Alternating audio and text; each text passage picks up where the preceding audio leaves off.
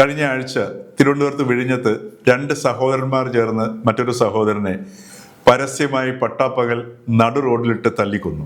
ഏതാണ്ട് അതേ സമയം തന്നെയാണ് തലശ്ശേരിയിൽ സഹോദര തുല്യരായ ആൾക്കാരെ ബോംബെറിഞ്ഞ് കൊന്നതിൻ്റെയും കൈവെട്ടിക്കളഞ്ഞതിൻ്റെയും ഒക്കെ പേരിൽ ശിക്ഷിക്കപ്പെട്ടപ്പോൾ ആ ശിക്ഷിക്കപ്പെട്ടവരെ പാർട്ടി അണികൾ ജാഥയായിട്ട് വന്ന് അഭിവാദ്യങ്ങൾ അർപ്പിച്ചും മുദ്രാവാക്യം വിളിച്ചും ജയിലിലേക്ക് അയച്ചത്. ഈ രണ്ട് സംഭവങ്ങളെയും കേരളം അതിൽ ഒട്ടും അസാധാരണത്വം കാണാതെ ഒരു സാധാരണ സംഭവം പോലെ കാണുകയും ചെയ്തു. ഇതാണ് കേരളത്തിൻ്റെ പുരോഗമന സാംസ്കാരിക പശ്ചാത്തലം. ഈ പശ്ചാത്തലമാണ് ഇപ്പോൾ പയ്യന്നൂരിൽ വ്യാപകമായി അരങ്ങേറിക്കൊണ്ടിരിക്കുന്ന ആക്രമണങ്ങളും വീട് കയറിയുള്ള അതിക്രമങ്ങളുമൊക്കെ.